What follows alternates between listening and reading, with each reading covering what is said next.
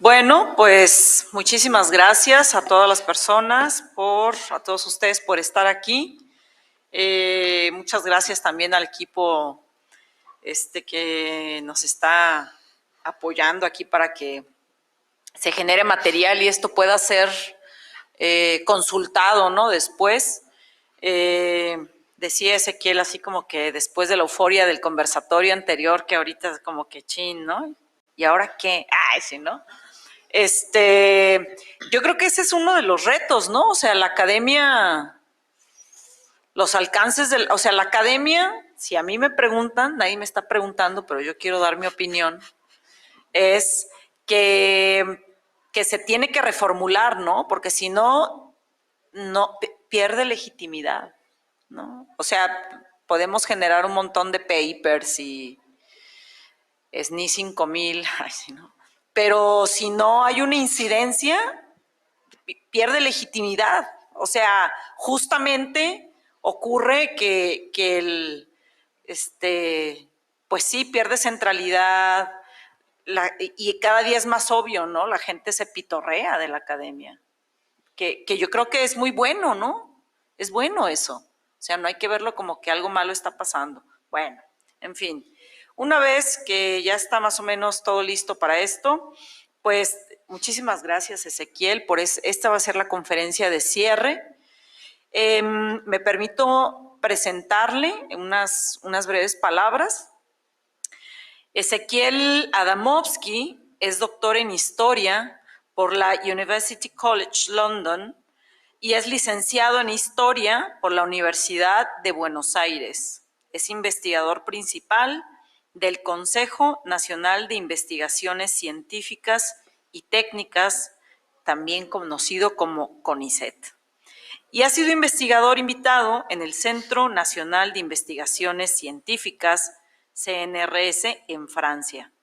Se desempeña como profesor de la Universidad Nacional de San Martín y de la Facultad de Filosofía y Letras de la Universidad de Buenos Aires y ha dictado cursos en otras universidades en Argentina y fuera de Argentina, ¿no? Sus investigaciones han girado en torno de la historia intelectual europea y la historia de las clases medias y populares en Argentina. Es autor, bueno, hay varios libros, ¿no? Que creo que si los menciono todos, se nos va a ir ahí un ratito. Uno de ellos, por ejemplo, Euro-Orientalism, Liberal Ideology and the Image of Russia in France. Bueno, por Oxford.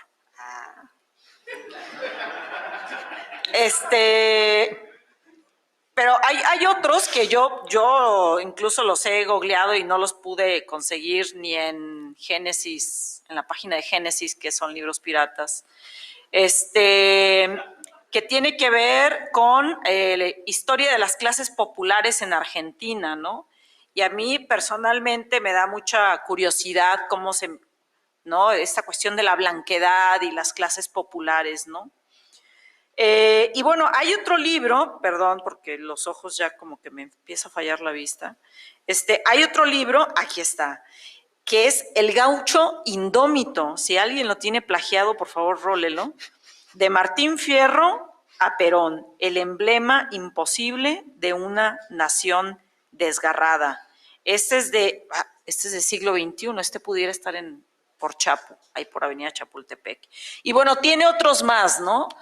Pero bueno, sería interesante, ¿no? Sería interesante consultar su producción y Ezequiel nos va a presentar una conferencia que se llama Mestizaje y Multiculturalismo, una visión periférica, ¿no? Una perspectiva, perdón, periférica.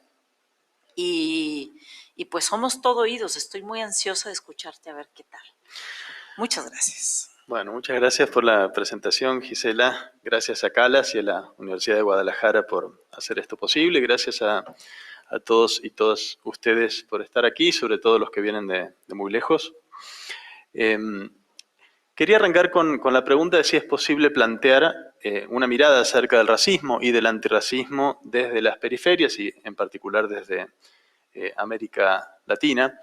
La respuesta debería ser que obviamente sí, pero bueno, uno después lee, si uno ve la entrada antirracismo en Wikipedia, incluso en Wikipedia en castellano, la totalidad de las referencias son a Estados Unidos y alguna a Europa Occidental. Pareciera como que nuestro continente y las periferias no hubiesen participado del debate en absoluto.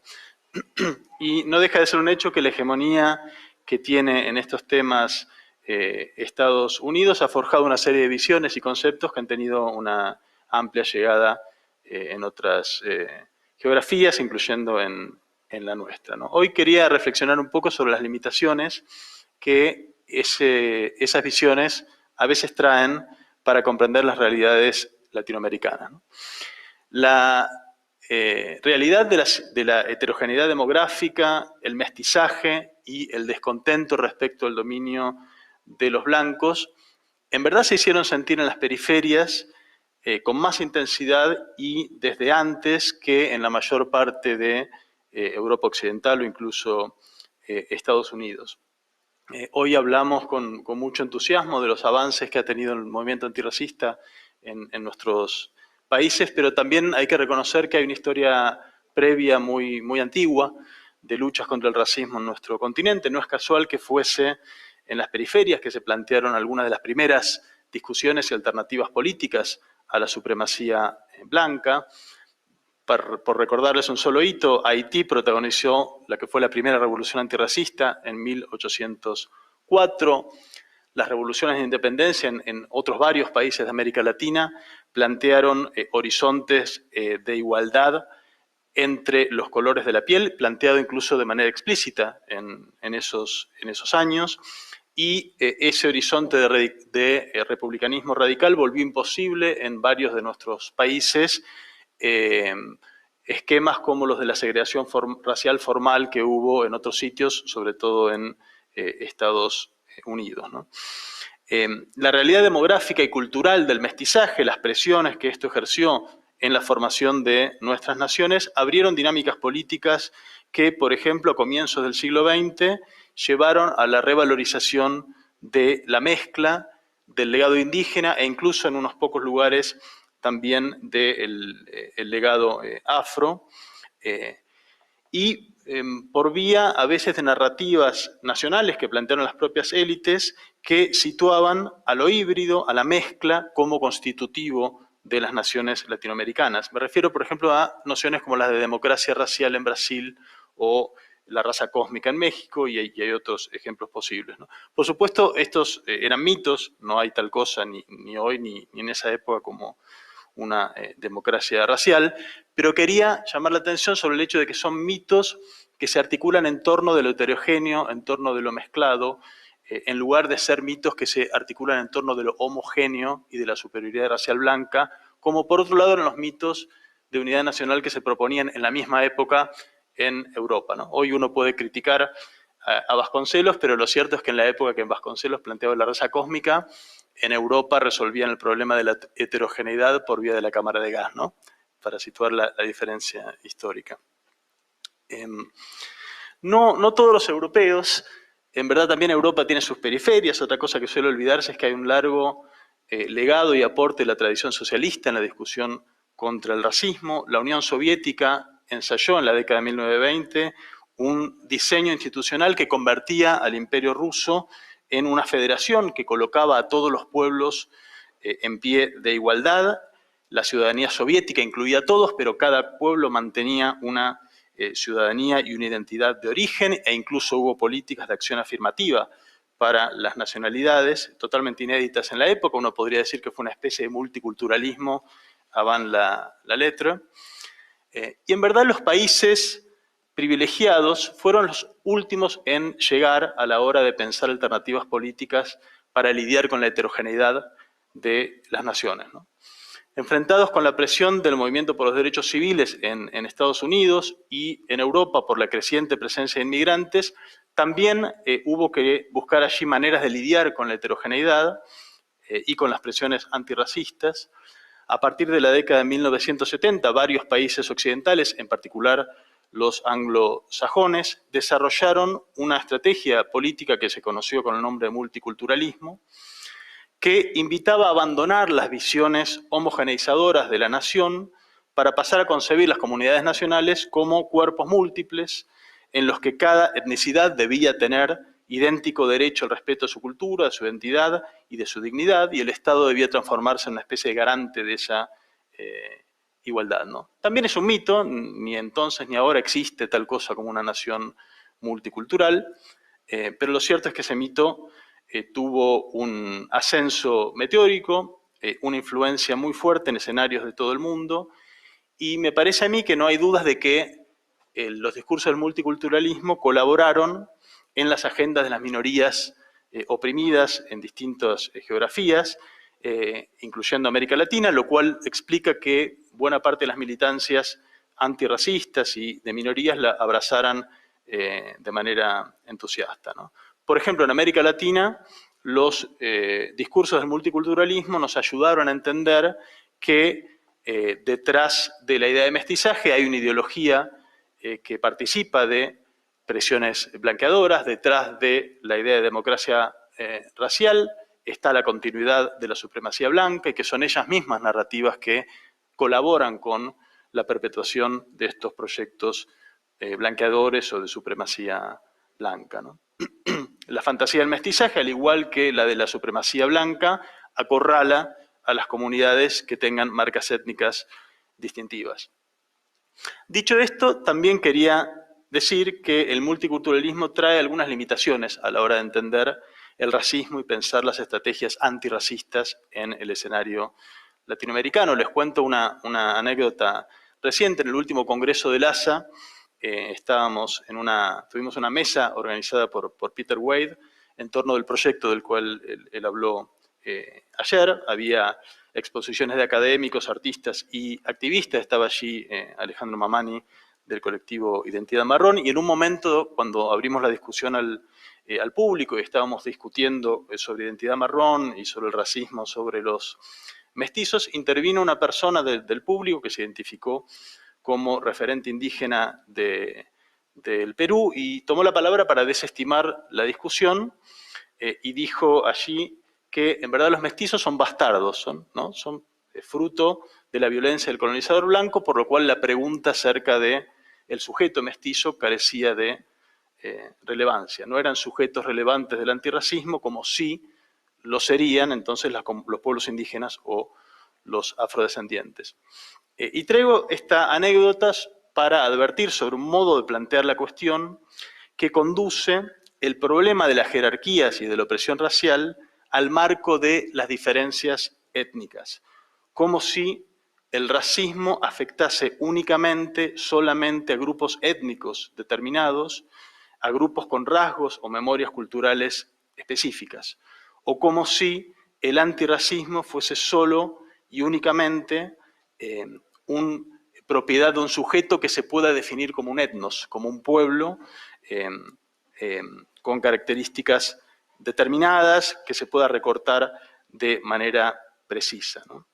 Lo racial entonces aparece ahí solapado con lo étnico, forzado a adaptarse a las comunidades y minorías étnicas existentes o no plantearse como tal, ¿no? Lo mestizo, lo mezclado, lo que no se reconoce en un grupo étnico particular, desde ese punto de vista, carece de lugar, ¿no? Para plantearse, el antirracismo debe elegir alguna comunidad, algún grupo étnico desde el cual proyectar una voz.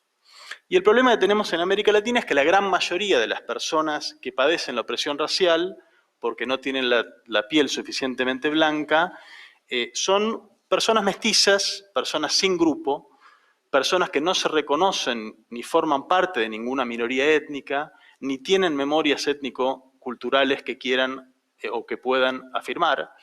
Muchas veces son personas que ni siquiera tienen idea acerca de cuál es la ancestría que les dio el color de piel que tienen. No saben si fue indígena y en tal caso de qué comunidad pudo haber sido, si fue africana o si fue de la combinación o la mezcla de qué componentes, ¿no?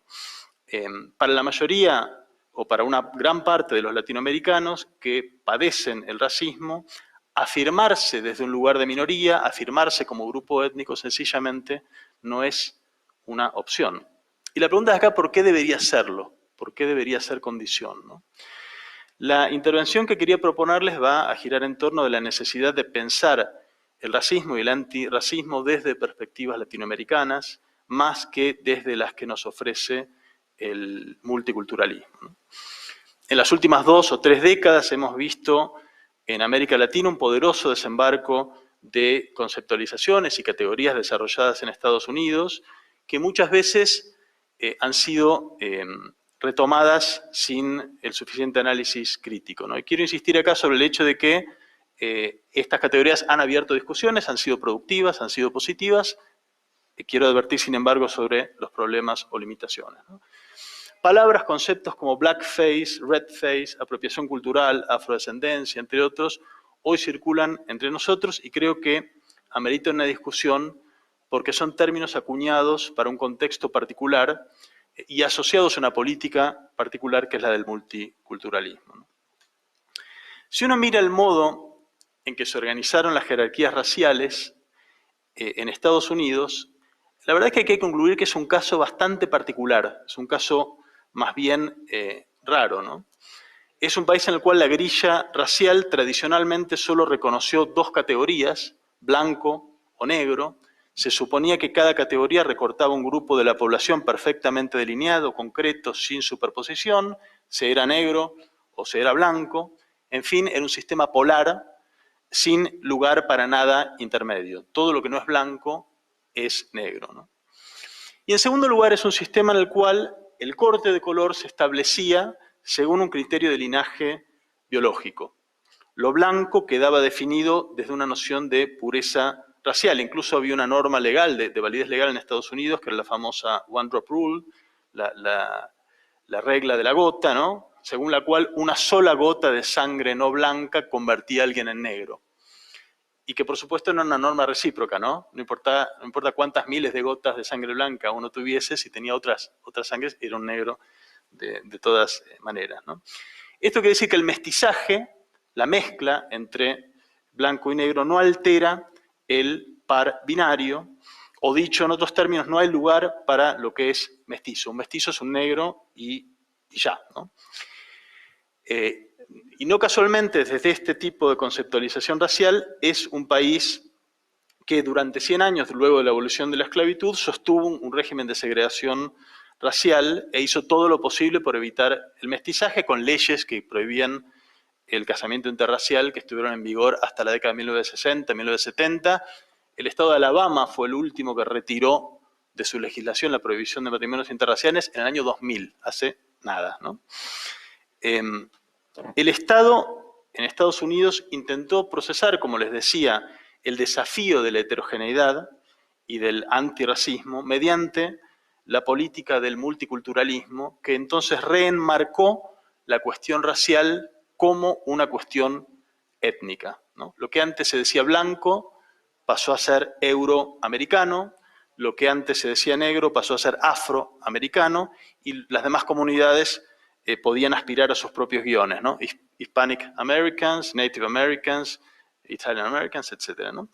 El multiculturalismo prometía a todos igual dignidad, igual derecho, pero lo que quería llamar la atención es que esta política sigue asumiendo que cada grupo permanece en su lugar dignificado, pero sin mezclarse, ¿no? Cada grupo tiene su cultura, las culturas se afirman, pero no se mezclan. El multiculturalismo más bien ha temido a la mezcla, todos proponía dignidad en la medida en que se mantuviesen como grupos discretos sin mezclarse, y es en este marco particular, en esta visión política particular, por ejemplo, que tiene sentido nociones como la de apropiación cultural, ¿no?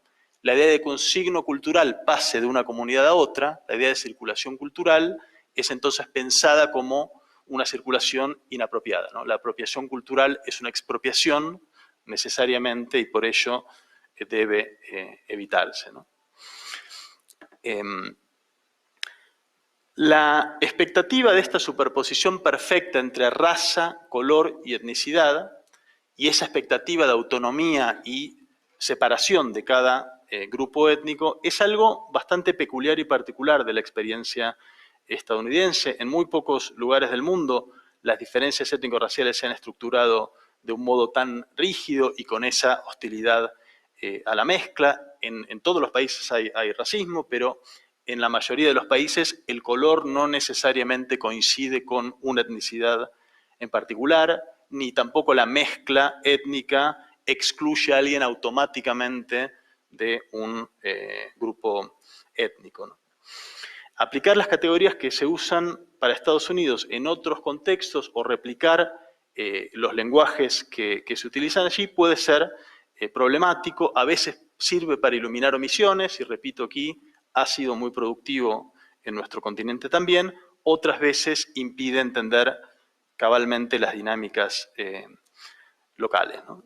En particular, el multiculturalismo no tiene una política para quienes tienen la piel amarronada, pero no esgrimen una cultura o una identidad étnica específica, es decir, nuevamente, para la parte quizás mayoritaria de América Latina, ¿no?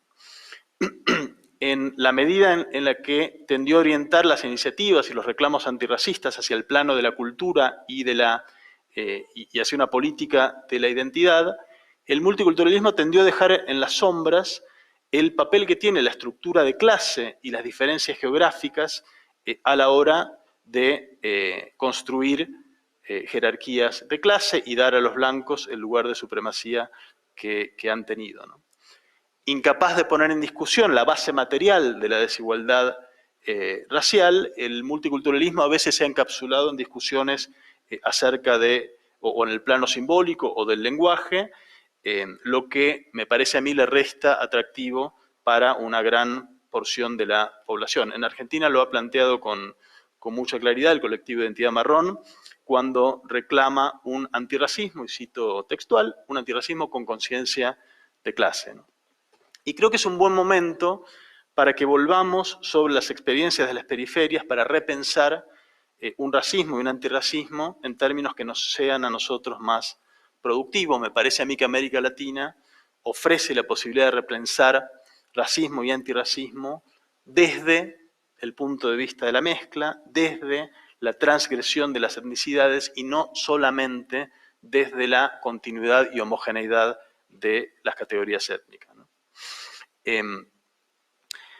Como les decía, las categorías raciales en Estados Unidos presuponen sujetos discretos, concretos, bien delimitados, que coexisten separados, cada cual con su color y su etnicidad, pero esto se lleva bastante de patadas con las realidades latinoamericanas, ¿no? América Latina, ustedes lo saben perfectamente, tiene una trayectoria histórica bastante diferente, 500 años de intenso mestizaje biológico y cultural hacen imposible hoy una delimitación en dos polos, ¿no? Blancos por un lado, negros por el otro, hacen impensable la expectativa de pureza de sangre que lleva implícita la regla de la gota de sangre, ¿no? Si uno aplica, ¿no?, esa regla en América Latina, no quedan blancos prácticamente, ¿no? Quedarían muy poquitos. Luego de la abolición de las castas en América Latina, los blancos, por supuesto, siguieron y siguen ocupando el lugar de privilegio, las personas de tez más oscura siguieron siendo objeto de opresiones múltiples, pero lo fueron a través de una jerarquía o de un sistema racial diferente del de Estados Unidos. Aquí hay un cuadrito como para visualizar las diferencias. En América Latina, luego del fin del régimen de castas, las jerarquías étnico-raciales se reorganizaron en más bien un gradiente de categorías difusas, un continuo de las tonalidades de piel, en la que ser blanco no queda definido por una cuestión de pureza de sangre, ni implica tener una etnicidad puramente y únicamente europea, sino resultado de una definición situacional. Dependiendo del contexto y del lugar, la categoría de blanco en América Latina se expande para incluir personas que pueden ser de cualquier linaje y de colores, entre comillas, dudosos, siempre y cuando hayan adquirido educación, capital o determinada fachada pública, ¿no? De los que son indudablemente blancos hacia abajo, continúa toda una escalera de términos ambiguos que a veces se superponen: indio, pardo, moreno, mestizo, mulato, negro, negromota, cabocla, preto, café con leche, chino, criollo, cholo. Hay decenas y decenas de términos y etiquetas que se aplican en América Latina para construir jerarquías étnico-raciales. Blanco es todo aquel que no sea evidentemente negro, y es un sistema flexible que permite pasajes de una categoría a la otra, como discutimos hoy más temprano, cuya lógica es justamente la de reorganizar la jerarquía racial en una población mezclada, mestizada y en flujo. La ambigüedad y la porosidad de las categorías y los términos son las condiciones de funcionamiento de este sistema. Y esto nos advierte sobre la necesidad imperiosa de pensar la raza y la etnicidad más allá de los grupos discretos, ¿no? Más allá de los grupos delimitados. Desde los marcos de Estados Unidos, el mestizaje es una amenaza a la integridad de las minorías y la circulación cultural también, y con razón se apuntó que las ideologías del mestizaje o la democracia racial que pusieron en marcha las élites de la región enmascaran la continuidad de la supremacía blanca, pero al mismo tiempo quiero decir que también los efectos sociales y culturales del mestizaje no se agotan en las ideologías de mestizaje que propusieron las élites latinoamericanas hace 90 o 100 años, ¿no?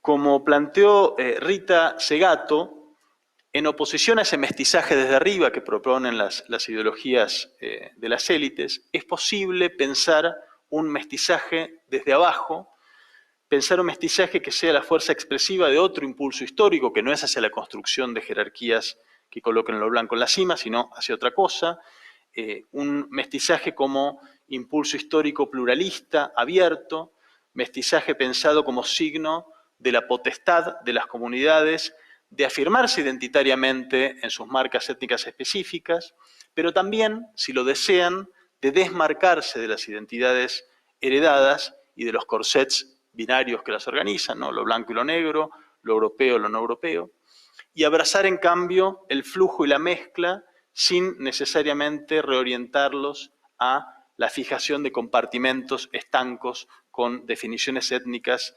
estables e inmutables, ¿no?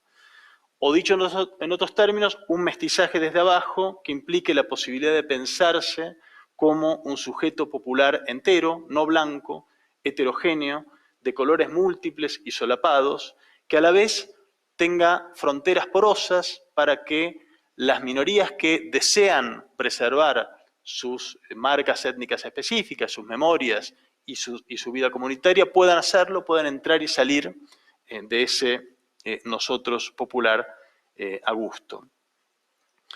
Visto desde abajo, los efectos culturales que generó el temprano y extenso mestizaje en América Latina han tenido y tienen un potencial antirracista que me parece que no debería desdeñarse, ni mucho menos colocarse, digamos, en un escalón evolutivo inferior al del ideal de la nación multicultural. Pensando, por ejemplo, desde la mezcla, como les decía, debates como los de apropiación cultural son bastante difíciles de aplicar, por lo menos a todos los contextos latinoamericanos, ¿no? Si uno quita a América Latina la posibilidad de que un grupo étnico utilice signos culturales generados por otros, desaparece la cultura latinoamericana, no hay tal cosa como cultura local, ¿no? Pensar desde la mezcla plantea algunos corrimientos importantes y quería traerles algunos ejemplos del escenario rioplatense que me parece que son buenos para justificar la necesidad de pensar desde categorías propias, ¿no?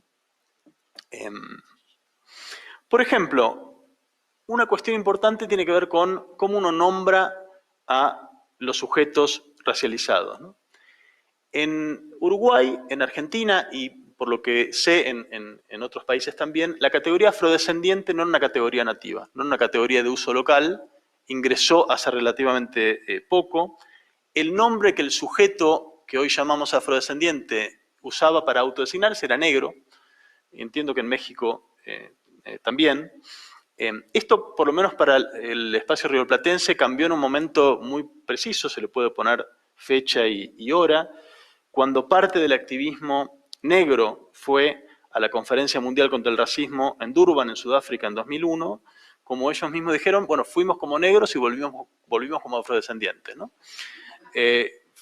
Fueron con un modo de autodenominarse y por contacto con el activismo del hemisferio norte volvieron con otro, ¿no?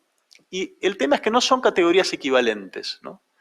Negro es una categoría que apunta a la raza, es una categoría que apunta al color.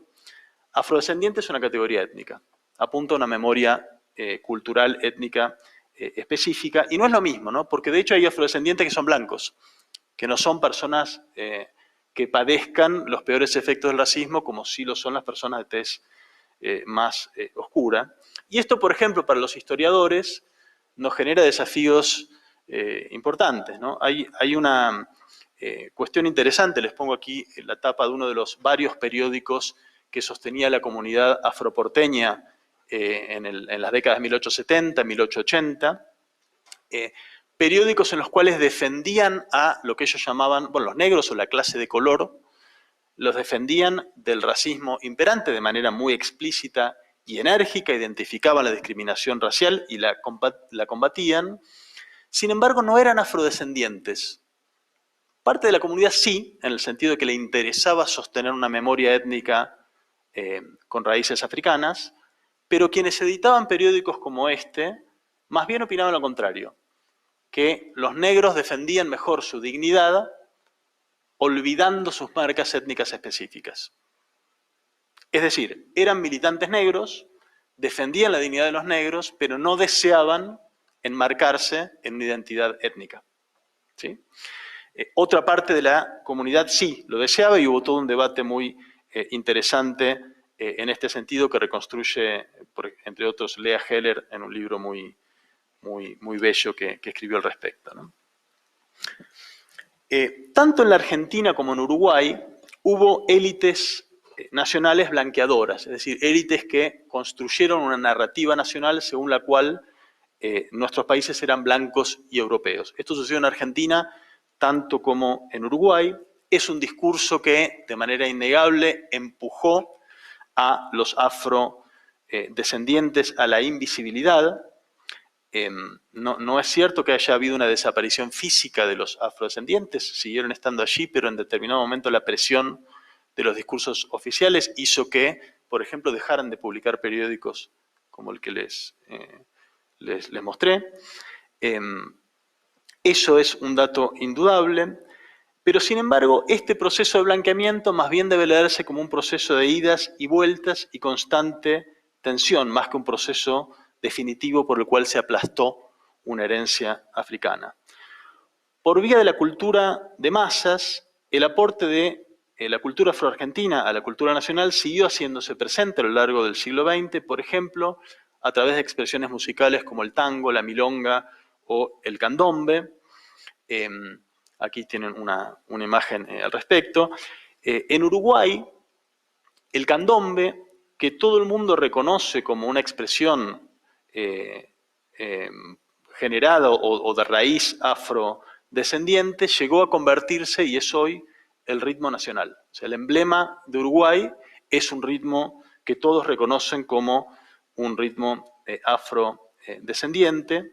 Y tanto en Argentina como en Uruguay, estas historias de revisibilización del legado afrodescendiente se dio a través de una historia bastante fascinante en la cual se combinaron esfuerzos de creadores negros y creadores blancos, artistas negros y artistas blancos que participaron de manera conjunta en la creación de visiones de lo popular y en el caso de Uruguay de la nación que reponían la presencia e incluso la centralidad de lo negro en una nación que sin embargo se pensaba blanca, ¿no?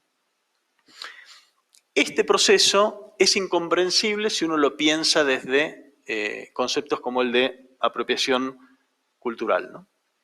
No hay aquí una apropiación de los blancos de una expresión cultural de la comunidad negra que la vacía de contenido y le quita su referencia a la comunidad. Por el contrario, es una apropiación o una circulación cultural que vuelve a reponer la presencia de lo afro como parte de la nación y es además la expresión cultural a través de la cual, por ejemplo, los afro-uruguayos se afirmaron hasta el día de hoy como comunidad y consiguieron que el país entero se referenciara en una de sus creaciones culturales como emblema. En Argentina también, en los años recientes, la participación de jóvenes blancos en la reapropiación del candombe afroargentino o afro-uruguayo está ligada a un redescubrimiento de las raíces afro del país. Todos estos esfuerzos, además, estuvieron asociados durante desde el fin del siglo XIX hasta la actualidad con diversos juegos de lo que uno podría llamar drag étnico, es decir, el ejercicio de disfrazarse, de vestirse como el otro, de representar al otro.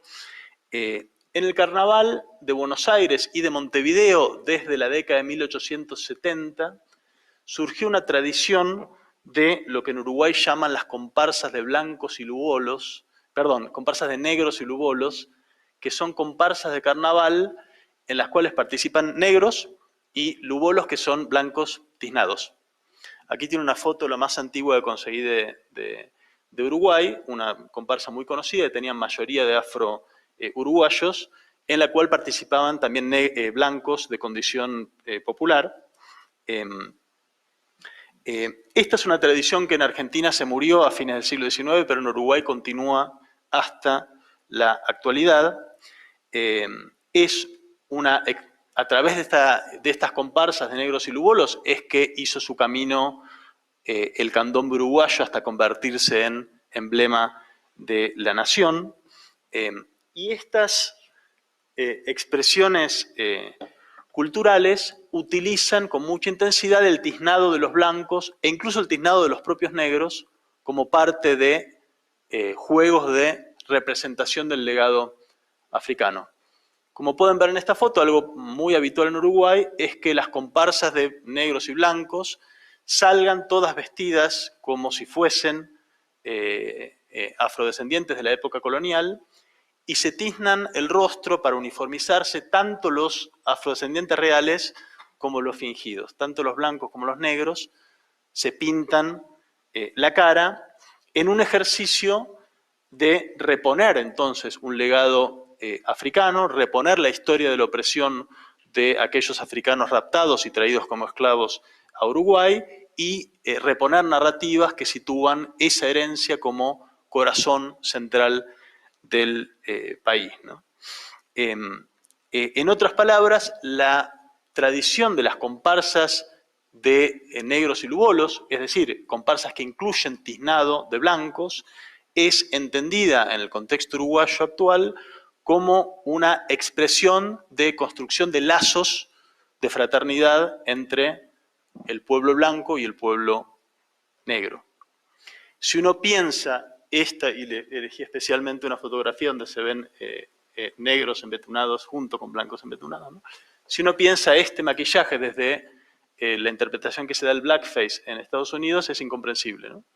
Es el mismo signo cultural, ¿no? Un blanco que se pinta de negro, dos contextos completamente diferentes, y es interesante cómo la aparición de conceptualizaciones de Estados Unidos en el escenario de Uruguay está empezando a generar algún conflicto dentro de la propia comunidad afrodescendiente, ¿no? En el sentido de, bueno, discutir qué es lo que significa esta máscara, ¿no? Finalmente, no sé cómo vengo de... ¿Vengo bien? Último tema del escenario rioplatense es algo más complejo y enigmático del caso argentino, algo muy, muy peculiar, que Argentina se imagina como un país sin negros, pero hay lo que Lea Heller llamó una negritud popular, o yo llamé en otro trabajo negritud no diaspórica. Hay identidades populares que se autoidentifican como negros, pero sin referencia a lo africano. Un negro genérico que refiere a lo popular y que alude a la presencia de personas de tez amarronada como parte de lo popular, pero que puede encarnar también en personas blancas. Dicho más fácil, en Argentina hay personas de tez blanca de clase popular que dicen yo soy un negro, ¿sí? Y además son racializadas como negros desde arriba también, por ser pobres y por habitar un mundo en contigüidad con personas que son de tez morena, ¿no? En Argentina, entonces, se puede ser negro y blanco al mismo tiempo. Posiblemente esa persona de clase popular que se autoidentifique como negro, o hoy quizás como marrón por influencia de identidad marrón, posiblemente esa persona, si a uno le pregunta si es blanco o negro, diga que es blanco, ¿no? Si le pregunta racial, a qué raza pertenece, ¿no? Sin embargo, moviliza una identidad de negro asociada entonces al color y a la condición de clase, ¿no? Nuevamente aquí, la circulación de un signo cultural, en este caso el propio nombre, negro, en un contexto que desborda y transgrede las fronteras de los grupos perfectamente delineadas y establecidas, ¿no? Dejo entonces por aquí con la invitación a continuar este diálogo y pensar nuestras realidades desde categorías propias. Gracias. Muchísimas gracias, Ezequiel. Bueno, yo tengo varias preguntas y comentarios, pero no voy a hacer eso. Por favor, alguien, comentarios, quejas, sugerencias, lo que sea que les venga a sus mentes, a donde les lleve sus mentes, ¿no? Ok, ok. Entonces, 1, 2, 3, 4, 5, 6, no, ya 6, 7. ¿Puede ser recoger preguntas en un primer momento? Sí, porque a veces se repiten. Dale. 8. Ok, dale. Sí, no, yo nada más era como para comentar un poquito que justo me llama mucho la atención las condiciones del racismo que hay en Argentina, ¿no?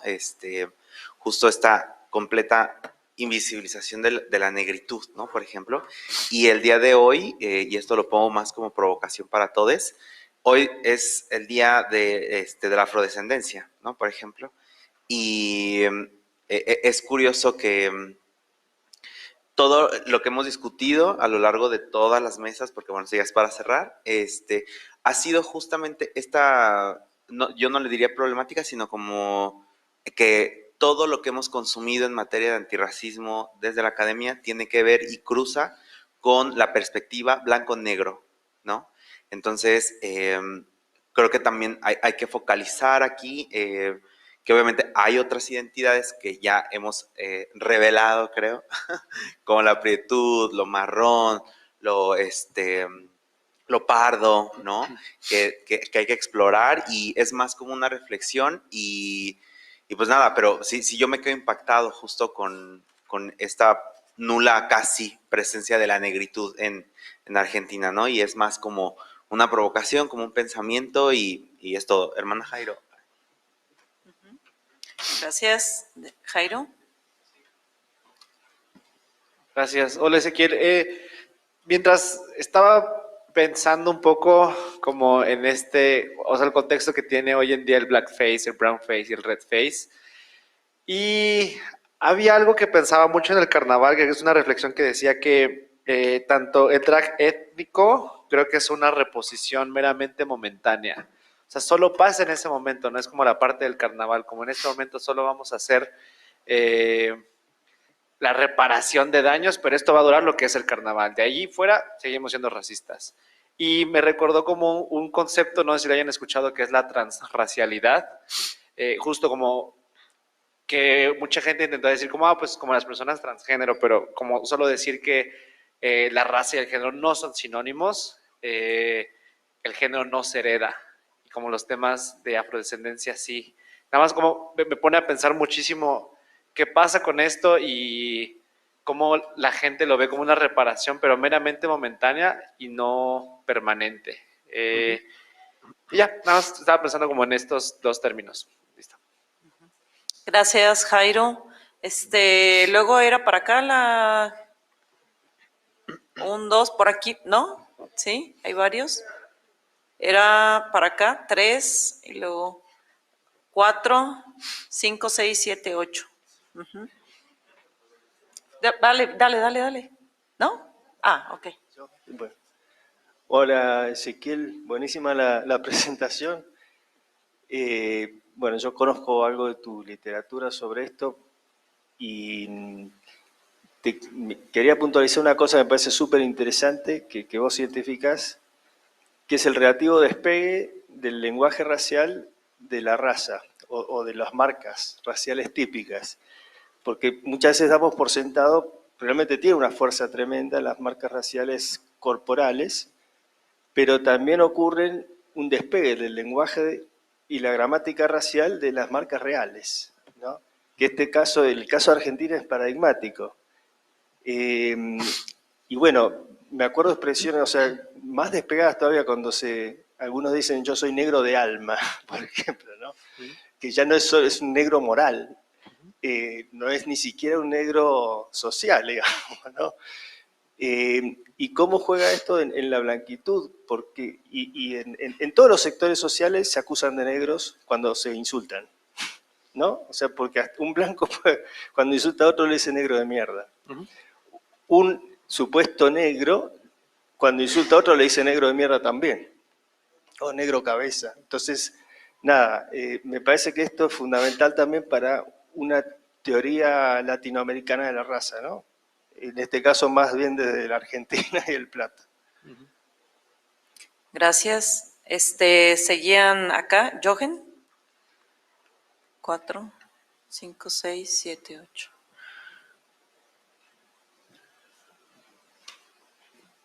Sí, gracias, Ezequiel. Yo te quería preguntar, pues, conflicto que al final tocaste entre esas dos tradiciones culturales. Por un lado, ¿no? Las comparsas que tienen esa tradición católica del carnaval, del evento lúdico, ¿no? Pero también desafiante, sobre todo en América Latina, en las sociedades esclavistas, de cambio del papel, ¿no? Los esclavizados se visten de capitanes generales, los capitanes generales, las clases altas se visten de matronas, que es, ¿no? Aunque limitado a solamente unos días al año, pero sí es desafiante de alguna manera al orden social. Y por otro lado, si no tenemos la tradición del blackfacing de Estados Unidos, del Ministry, que es un origen completamente diferente, aunque los dos fenómenos luego son parecidos. Y parece que ¿no? En esa fase de la universización cultural y de la norteamericación cultural, la una se impone al otro, ¿no? Como mencionas que también en Uruguay y también en otros campos, ¿no? Esa tradición de las comparsas se ve ahora, ¿no? Con cierto, bueno, con malestar o con algo que es como, creo que una consecuencia, ¿no? De que esa visión, el blackfacing en sí es racista, ¿no? Es algo malo, se está imponiendo. Lo que me parece hasta cierto punto fatal, pero me gustaría escuchar también tu opinión sobre esta temática. Gracias. Acá adelante y luego hay 3 preguntas acá y luego acá.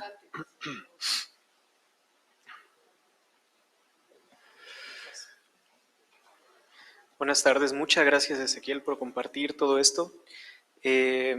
Bueno, en México incluso la Constitución habla de una nación de composición pluricultural y se toma como algo incuestionable porque es la Carta Magna, ¿no?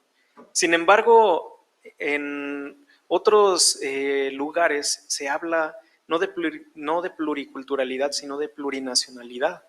El caso ya no se habla de una nación de composición pluricultural, sino, por ejemplo, de un Estado plurinacional, como es el caso del Estado plurinacional de Bolivia. ¿Cuál sería su opinión sobre estos modelos? Esa sería mi pregunta. Gracias, Abraham. Ahora sí. Vamos, Perdón, allá atrás, ajá, y acá, sí. Sí. O donde sea, sí, bueno, sí, fue por orden. Sí.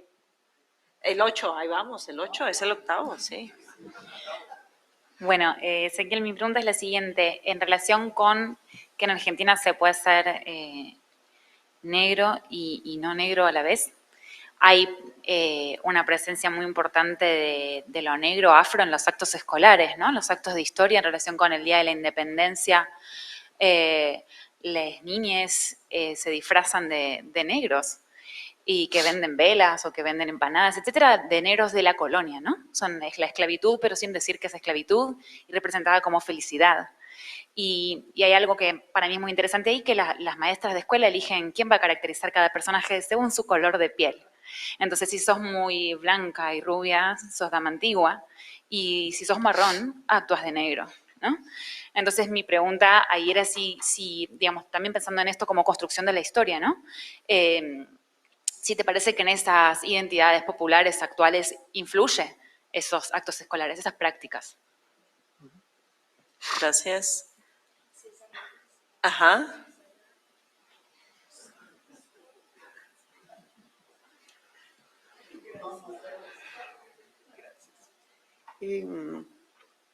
Ezequiel, muy interesante y tengo algunas dudas, algunas más claras, unos planteamientos más claros que otros.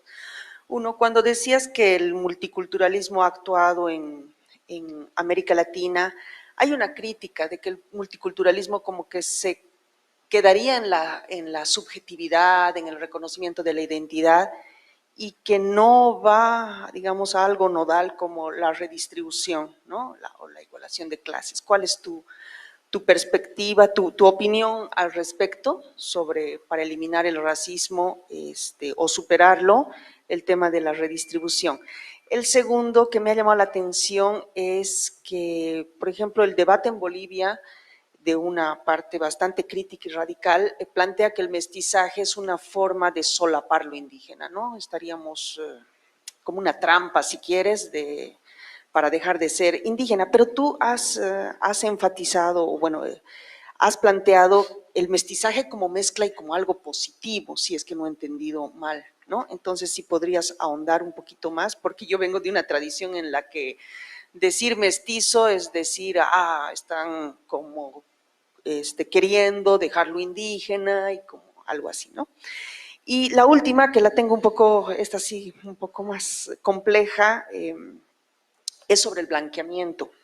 Cuando hablábamos con indígenas en la investigación que con una colega acabábamos de hacer, decían, bueno, el indígena, no se crean ustedes antropólogos que estamos como esencializados, que vivimos en una burbuja, no, somos modernos, hemos salido a la globalización y mezclamos las dos cosas, es decir, tenemos nuestros rituales, etcétera, pero usamos celular, yo quiero ir a hacer no sé qué, un doctorado allá, etcétera, ¿no? Entonces eso es para nosotros lo indígena, decían. Hay una postura de que eso es blanqueamiento, ¿no? Entonces, ¿cuál sería tu diferenciación, digamos, en este blanqueamiento y desarraigamiento, pero versus esta otra cosa de la globalización o el indígena urbano? Gracias. 8 o el octavo, quizá es como… Sí, me voy a acordar de todo eso. Y lo tiene que responder en minuto y medio, acuérdense. Gracias, Ezequiel. Muchas gracias. Dos binomios así que te pido una reflexión, lo negro y lo popular, y tal vez ligado al populismo en América del Sur, como doctrina política, si querés, y lo negro y lo neoliberal en América del Sur. Esas dos adherencias, negro en relación a lo neoliberal y lo negro en relación al populismo o a los populismos, a lo popular, si querés. Gracias. ¿Y había otra intervención? ¿No? ¿Ya no? Ok, ya final.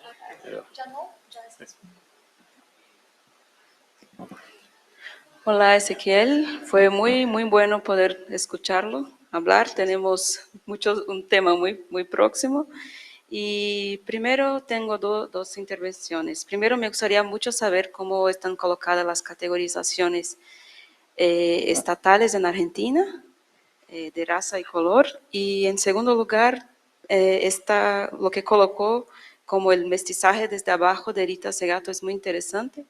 Y me gustaría saber si ya escuchaste hablar sobre contramestizaje de Márcio Goldman en Brasil, un antropólogo, es muy interesante. Y Silvia Cusicanqui, una activista boliviana que para ellos hablan de un mestizaje, no sería un mestizaje, pero sería una idea para Márcio Goldman en el caso, sería un afroindígena, por ejemplo. Sería no dar, así, satisfacer de la naturalidad de la mistura, pero reforzar las potencias de cada una como afro-indígena, no una mistura, ¿entiende? No como asumir un mestizaje, pero estas potencialidades, pienso que es una perspectiva muy interesante también que dialoga mucho. Gracias. Listo. ¿Listo? Bueno, muchas gracias por las preguntas. Intentaré responder a todas. A ver, ¿por cuál arranco?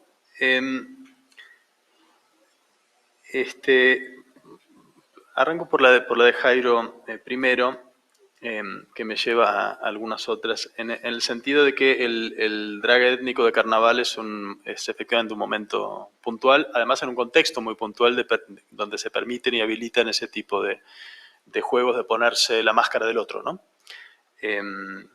Efectivamente es un contexto muy especial, no refleja lo que sucede el resto del año, no es una máscara permanente y uno perfectamente puede ver que luego del momento del carnaval, e incluso dentro del mismo contexto del carnaval, el racismo continúa, no es que se suspende, ¿no? Eso por supuesto. Sin embargo, quería llamar la atención sobre lo siguiente, que en el caso de Uruguay se ve muy, muy claramente. Para empezar, que las comparsas de negros y lugolos no actúan solamente en carnaval, salen durante el resto del año en otros momentos, pero además son asociaciones que tienen una vida constante, son agrupaciones que ensayan todo el año, que tienen escuelas de percusión, escuelas de música, escuelas de baile, digamos, son asociaciones que existen todo el año y todo su imaginario de varias de ellas gira en torno de estrechar lazos de solidaridad entre blancos de clase popular y negros, ¿no? Es decir, no es algo que aparezca puntualmente en el momento de carnaval y luego desaparece, sino que es parte de una sociabilidad que el resto del año sigue funcionando y que funciona con ese mismo imaginario de construir solidaridad a nivel popular, ¿no? Y luego una cuestión importante que es que este tipo de ejercicios que se abrieron camino en el carnaval en la década de 1870, imagínense lo que eran las relaciones interraciales en la década de 1870, ¿no? Apenas hacía nada que había acabado la esclavitud, ¿no? Hacía muy poco. En ese momento se abre camino en el contexto de permisividad muy particular, que es el que habilita el carnaval. Sin embargo, a mí no me parece que pueda decirse que eso no tenga huellas en el tiempo normal fuera del carnaval, ¿no? Por caso, como ejemplo de esto, digo, la sonoridad y la práctica del candombe de afro-uruguayos y de afro-porteños en esa época también, se abrió camino como expresión legítima en público a través del carnaval. Fue en el carnaval donde por primera vez consiguió atraer a algunos blancos y luego continuó en el siglo XX hasta la actualidad, en la cual se convirtió en emblema de la nación entera, ¿no? Uruguayos blancos y negros se referencian en una sonoridad afro a la hora de pensarse como nación, ¿no? Esto me parece a mí que es un efecto del orden de lo real que no se agota en el momento que uno se quita la máscara, ¿no? Que deja una marca real, ¿no? En el caso de la Argentina, esto es bueno, hay una historia particular por la cual esto desapareció, bueno, sería larguísimo contar, pero de todas maneras me parece a mí que también hay marcas que ha dejado esta construcción de lazos a nivel popular entre blancos y no blancos. Es cierto, como creo que Diego marcaba aquí, por supuesto, el racismo antinegro está tremendamente presente y negro funciona como insulto en Argentina, lo mismo que en un montón de lugares. Sin embargo, es también un término ambivalente. En Argentina pasa algo que también sucede en Uruguay y en otros lugares de la América Latina, que negro es un modo afectuoso de llamar a alguien, ¿no? Y en el caso de Argentina y Uruguay, y algún otro país también, sé que en Cuba también se estila y demás, se puede llamar afectuosamente negro, negrito, negrita a una persona blanca, ¿no? A mí me han llamado negrito afectuosamente 1000 veces, es algo muy, muy común. Es decir que el término negro puede activar tanto afectividades negativas y racistas como afectividades positivas. Tiene esa ambivalencia que me parece a mí que tiene que ver con esa construcción de una negritud popular, la idea de una plenitud popular asociada a lo negro y asociada también a lo argentino, en disputa con la visión de una Argentina blanca, que es la que afirma que no hay negros, ¿no? Hay una especie de esquizofrenia nacional que el país afirma al mismo tiempo que no hay negros e insulta a los negros de mierda todo el tiempo, en todo contexto, ¿no? Está lleno de negros de mierda, pero no hay negros, ¿no? Las dos cosas, la misma persona afirma lo mismo en la misma oración. Es increíble, pero así sucede. Hay una puja, entonces, me parece a mí, que tiene que ver con este lugar ambivalente que asumió lo negro, ¿no? En referencia también a lo de Diego, se hace visible este desacople del término negro, de la marca racial en el cuerpo de las personas. Puede haber blancos que se autodefinen como negros. Para mí es un desafío teórico muy grande pensar esto, ¿no? Porque conocemos de otros contextos que hay usos puramente, digamos, retóricos de eso, ¿no? Gente que moviliza una identidad negra, ¿sí? Con fines retóricos, pero que no tiene un efecto de proximidad con personas racializadas como negras, ¿no? Por ejemplo, no sé, por dar un ejemplo, pasa en Turquía, ¿no? Que las personas turcas religiosas se llaman negros en desafío a los laicos, ¿no? A los que llaman blancos, y diciendo que los tratan como negros, ¿no? Y se reivindican como negros. Ahí no hay ningún lazo de solidaridad con personas racializadas por su piel oscura, ¿no? En el caso de Uruguay y Argentina es distinto, porque esa identidad popular que se construye como negro está en proximidad, en contigüidad con una persona que sí es de clase popular y es racializada e insultada por ser negra, ¿no? Ahí hay un nosotros popular en el cual participa un sujeto que es de tez oscura, efectivamente, y que derrama su tez oscura sobre otros sujetos populares que se la apropian, digamos, simbólicamente, es decir, no es una marca corporal propia, pero no es solo retórico, es algo más, es una construcción de un nosotros popular concreto, real, que tiene una materialidad que no es la de Turquía, por ejemplo. Así que es bastante complejo pensar ese desacople. Luego las otras preguntas, a ver, sobre el que preguntaba Paula, el blackface escolar. Yo, como historiador, y sobre todo estudiando este tema, quiero insistir sobre la necesidad absoluta de analizar un signo cultural en su contexto, siempre, ¿no? Así como identifiqué este uso de la máscara negra que les mostré, también identifiqué en Argentina usos del tizne negro que son denigratorios, que son racistas y que uno puede entonces hacer una analogía con el blackface estadounidense. Están las dos cosas al mismo tiempo. En distintos contextos pueden aparecer ese signo cultural con un valor diferente. Yo no estudié el tiznado de alumnos en la escuela, no lo sé, no quiero responder. A priori, me llamaría la atención sobre la necesidad de estudiarlo empíricamente antes de determinar de qué se trata, ¿no? Porque existe, yo escuché muchas descripciones en ese sentido. También es cierto que en un país que se pensó blanco, reponer, aunque sean cuerpos blancos pintados, pero reponer la presencia de africanos en el contexto de la independencia, porque lo que se celebra es el día de la Revolución de Mayo, ¿no? La revolución que nos hizo libres, volver a colocar un cuerpo negro, aunque sea un blanco que lo representa, ¿no? Tiznándose, es colocarlo en un momento que uno está valorando positivamente, ¿no? Entonces, yo quisiera realmente ver cuáles son los usos de ese tizne en ese contexto antes de definir si es un uso única y puramente racista, si es lo contrario, o si es un signo de uso ambivalente, que también puede ser el caso, ¿no? La verdad que no la estudié, no quiero decir nada en ese sentido. Y luego sobre lejos de mí, yo no quiero ni estaría en condiciones de decirle a nadie lo que tiene que hacer, ¿no?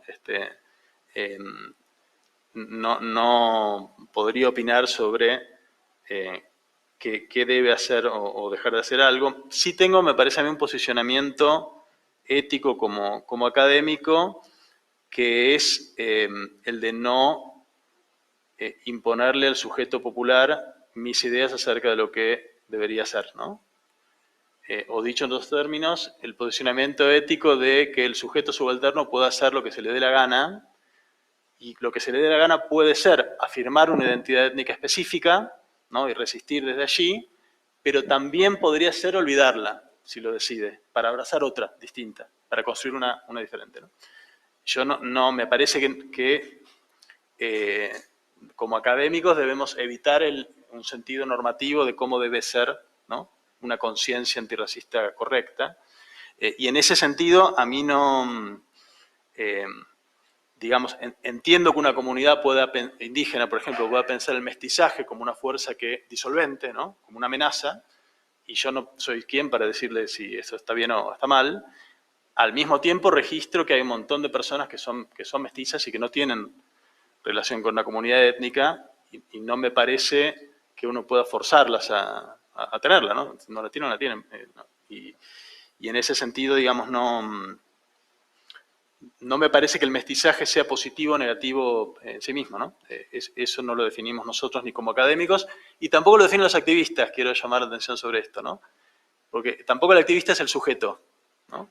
El activista es un actor, como el académico es un actor, y el sujeto popular no necesariamente coincide con las intenciones de ninguno de ellos, ¿no?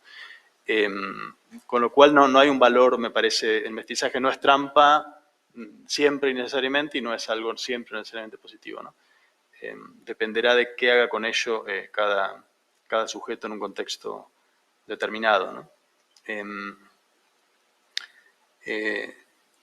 Lo mismo, bueno, en referencia a la modernidad como blanqueamiento, digamos, yo no podría decirle a un sujeto que no se modernice porque es abandonar la marca étnica, ¿no? No depende de ninguno de nosotros, imagino, ¿no? Categorizaciones estatales en Argentina, preguntabas, Carolina. No conozco, después te voy a preguntar algunas referencias que dice, las conozco, otras no, después te pregunto. Las categorizaciones estatales, bueno, Argentina desde muy temprano eliminó como parte del vocabulario legal y estatal las categorías étnicas, ¿no? Dejó a mediados del siglo XIX, las retiró de los censos nacionales, siguieron en censos locales durante tiempo, siguieron por supuesto en uso de distintas instituciones o entidades privadas y siguen estando en uso. En el Estado nacional, digamos, hubo una tendencia a invisibilizar las diferencias detrás de esta idea de la igualdad blanca de todos, ¿no? La idea de que no hay marcas étnicas, entonces no corresponde que el Estado aplique etiquetas sobre las personas. Y solo recientemente regresaron, por ejemplo, los censos nacionales, las preguntas sobre afrodescendencia con esa terminología, ¿no? La pregunta es si usted sabe si tiene un antepasado, si es afrodescendiente, no si es negro, o no por el color, sino por la etnicidad, ¿no? Esa es la pregunta tal como regresó. Pero no hay algo comparable al esquema de 5 categorías de Brasil que describiste. Eso el Estado argentino lo evitó a muerte hasta que ahora, por presión del antirracismo, volvió a colocar la pregunta por etnicidades, ¿no? Pero no por el color. Que me olvido. Sobre lo pluricultural o plurinacional, ¿qué opino? Voy a abstenerme acá de opinar, o sea, cada comunidad que haga lo que le parezca. Sí voy a a señalar que no es solamente del escenario latinoamericano, ¿no? Hay precedentes de esto en países como Bélgica o Canadá, que también se pensaron como naciones plurinacionales o pluriculturales, y el precedente soviético, que siempre se olvida, pero que fue muy importante, muy anterior, ¿no? Es la verdad que nada, el ejemplo de Chile, el fracaso de la constituyente reciente, muestra que es un camino complicado, ¿no? Que posiblemente lo que sea promoción de intereses de grupos minoritarios posiblemente sea bloqueado por otras partes del sujeto popular, ¿no? Y ahí hay que, no sé, depende de negociaciones entre identitarias y ciudadanas que nos exceden, me parece, como académicos. Y perdón, no sé si me estoy olvidando de algo, que me lo recuerdan. Alguien proteste si me olvidé de responder algo, creo que respondí todo. La cuestión de clase me quedo sí, bueno, para mí sí, sí, definitivamente. El racismo está anclado en diferencias de clase, ¿no? O dicho al revés, perdón, en América Latina las diferencias de clase se montaron sobre diferencias étnico-raciales y siguen así, montadas. Entonces, deshacerlo uno, me parece a mí, implica rediscutir las diferencias socioeconómicas, ¿no? Y en eso me parece que el multiculturalismo en esa misión no aporta mucho, ¿no? Creo que respondí todo. Ok, bueno. Ok, pues muchísimas gracias, Ezequiel. Le damos un aplauso, ¿no? Para que despierten tantito. No, muchísimas gracias. Con esto, bueno, cerramos esta segunda jornada, toda esta jornada. Y bueno, Lucas, te escuchamos. Bueno, muchísimas gracias a todas, todos, todes. Como dijo Gisela, cerramos esta primera plataforma. Aprovecho también para agradecer por la maravillosa charla de Ezequiel, y también que estimo que lo sospechan, pero me parece que también es lindo agradecértelo y reconocértelo, haber sido el puente para establecer estos bellos diálogos con el conversatorio de identidad marrón, y también tener la presencia de Peter durante estos 2 días. Así que también muchas gracias por eso, Ezequiel. Entonces llegamos a la finalización de esta primera plataforma de diálogo. Creo que como equipo de coordinación nos llevamos muchísimas cosas para seguir trabajando, para seguir aprendiendo, pero quiero sobre todo destacar una, que es lo de diálogo, ¿no? Me parece que si hay algo que funcionó fue el diálogo, y creo que todas las mesas nos quedamos con ganas de seguir discutiendo, debatiendo, intercambiando, escuchándonos, que creo que es algo muy valioso, que a veces hoy compartíamos en el pasillo que una de las cosas lindas de esta dinámica y de este formato es que nada pasa en simultáneo, sino que siempre estamos todos, todas y todos conversando al mismo tiempo, y eso me parece que es muy rico de este formato. Así que agradecerles particularmente por eso y recordarles que el laboratorio recién empieza, con lo cual invitarles a seguir vinculados, ¿no? Vamos a tener muchas de estas instancias, otras también formas de estar vinculados al laboratorio, con lo cual les quiero invitar también, obviamente que no siempre vamos a poder participar los mismos, pero les quiero invitar a que extiendan las invitaciones al resto de los colectivos, al resto de los compañeros, a sus estudiantes, a sus docentes, ¿no? Cuando se enteren algo, que haga Calas, tanto en el marco del laboratorio como las múltiples actividades que se realizan desde Calas. Creo que estaremos encantados de que ustedes sean también parte de esa difusión y de esa red que estamos tratando de hacer crecer.